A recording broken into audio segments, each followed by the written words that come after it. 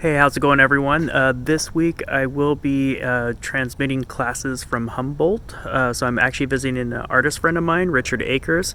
He's here in Humboldt, and this is sort of an idea of like the space. He's a ceramic artist, so I will be looking for some examples in our area of artwork, right? At least in this local area, some artwork for if you're in my 2D design class, and I'll find some that are related to that. If there's some color theory, I'll see, because the color is a bit busier out here as far as what goes on in the murals and some of the design work in downtown.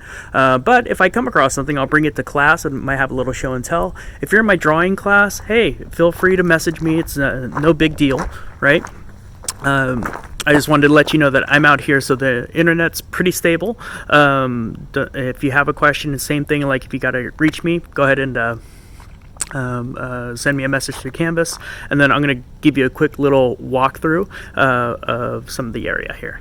So like I was mentioning, Richard Akers, he's a sculptor, right? And so he's got, definitely he's a wheel thrower. He also does hand-built ceramics. His space over here is really cool. He's in the middle of the redwoods, right? So pretty inspiring. He's retired. He used to teach at Contra Costa College. Our district is part of Contra Costa College, Diablo Valley College, and our college, which is Los Medanos. So he actually has a sculpture garden out here, and he's basically also doing earth art. So an idea of what that might look like if if you're looking at how things are built and fabricated and utilizing nature as sort of an inspiration, that's what you're going to find here. He's picking up sticks from the woods, right, and then creating almost like these fences. And so I think this is pretty interesting to see of like other ways of making work, right? You don't have to be complex in the materials that you use.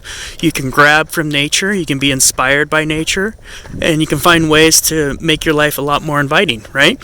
See, he has this integration of like his hand-built ceramics, where these are kind of stacked, and he works from molds.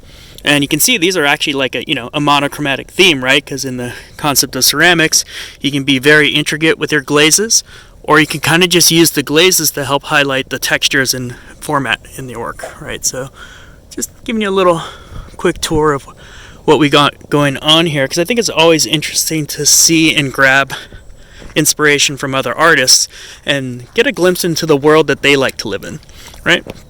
So I just thought, might share this little experience with you. I think that's about it. Let's go ahead and go into your class. Well, hello, 2D Design. We're going to take a look at sort of the concepts that we want to cover this week, right? So we will have our regular Zoom session tomorrow on the 14th. But looking at the schedule, you got a couple exercises, one exercise, one sketchbook, and then you're finishing up your project one. Now, really important, if remember I mentioned like there's certain deadlines you want to make sure it's in on time. Project one needs to be in on time. There's other people depending on you in order to complete the last part, which is going to be your critique, and that'll be due between Sunday and Wednesday, right, for the critique. So this is the one you don't want to be late on. But if you have any questions, sure, bring those into our session tomorrow. So kind of what we're going to do tomorrow, if there's time, I'll have a little bit of show and tell, but for the most part, we really want to focus on 15 minutes for any questions that you might have in the module. So I'm going to kind of allot some time for that at the beginning of the class. If there's time for show and tell public art, I might move that one to number 3, because I do want to make sure that you feel like, do you have any, bring in your examples of what you're working on for project 1. So take a photo, submit it to this session. I'll edit the details on this a little bit more to give you like a little better prep.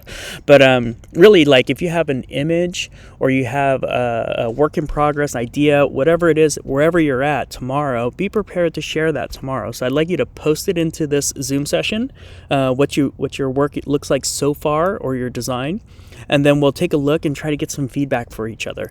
Think of it as a way of like helping each other brainstorm and think of ways to like improve the concept or the design. And let's go ahead and you should be able to upload either like a document, an image, or a TIFF. So it should allow you to do it straight from your phone. The next one that we're working with is now you might come into this something new in Canvas that they kind of got rid of. They used to give an inline preview of this actual page. So just click on it. There's a link right here. This is a link. Go ahead and click on that, and that'll take you to the website. And it's just some examples of word count. Why do we have that? Is we're working with a practice critique. So to prepare you for next week, what I'm doing this week is having you practice working through a critique. So this is your one exercise. It can take you anywhere from 45 minutes to an hour, and that's over like 2 different time periods. So you kind of have something due this Wednesday, and we want you to I want you to work on your first response. So I give this first half right here is sort of, this isn't the actual exercise, this is preparation. So it's like preparing and reading, and then going over like some common questions that you might have, right? When we're looking at artwork as a group, we're going to describe it. We often analyze it, we'll interpret it, kind of think what we think it might be about, and you can also sometimes hear that from the artist. And then deciding and evaluating, like, well, how close were they? Did the artist, after hearing an artist maybe talk about the work, you might have a different interpretation, or you might say, wow, I didn't see that.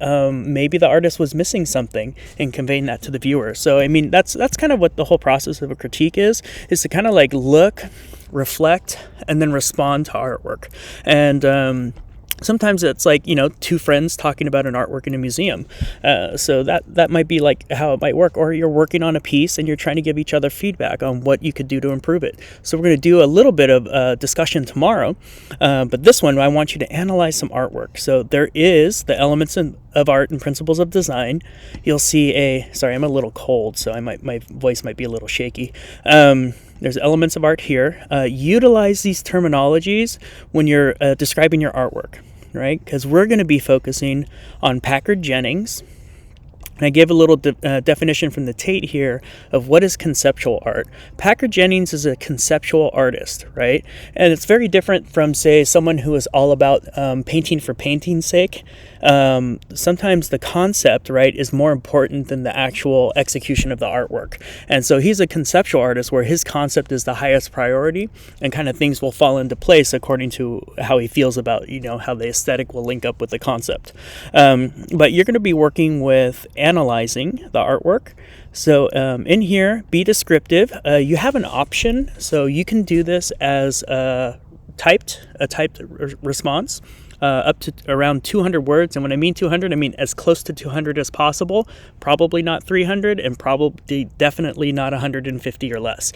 So kind of really shoot for that word count. It is in the reply. As you start typing, you'll see a word count.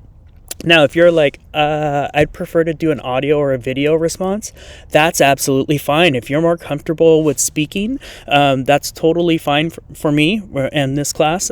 So if you would like to leave an audio response, go ahead and use the upload media option or record media. If you happen to be on... one thing I noted, if you happen to be on Safari for a Mac, that tends to have problems with the video and the audio. It's asking for an outdated plugin, which is Flash. I'm not sure why Canvas is still using that, but or at least like that linked plugin. But if you use Firefox or Chrome or Microsoft Edge, those should all be pretty much fine for this.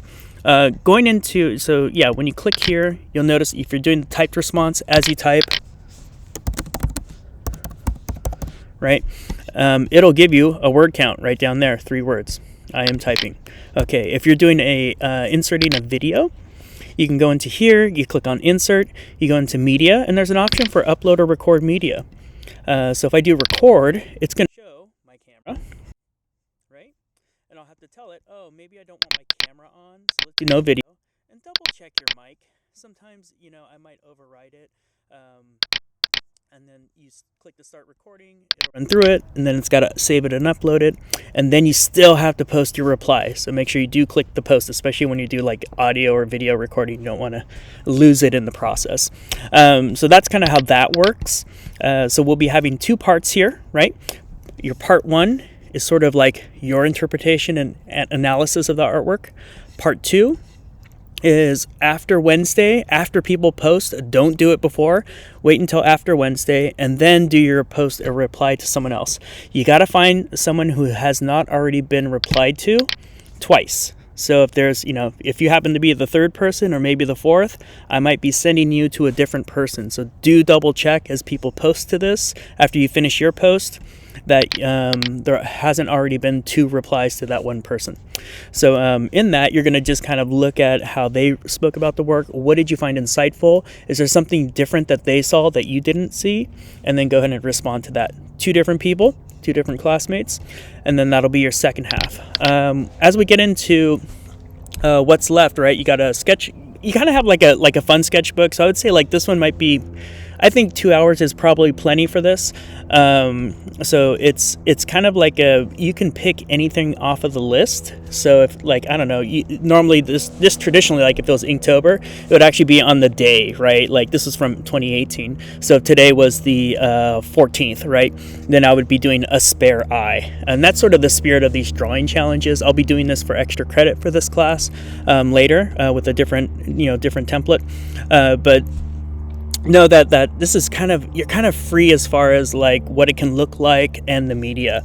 So the media, I'm kind of saying like use micron pens, graphite, marker, brush pen, ink, colored pencil, or a mixture of any of those. So you are kind of open on some of the media, probably not painting, probably not sculpture, so if it helps, those are clear, obvious things you can't do. So try to keep it an illustration and working with a drier wet media, meaning like pens, graphite.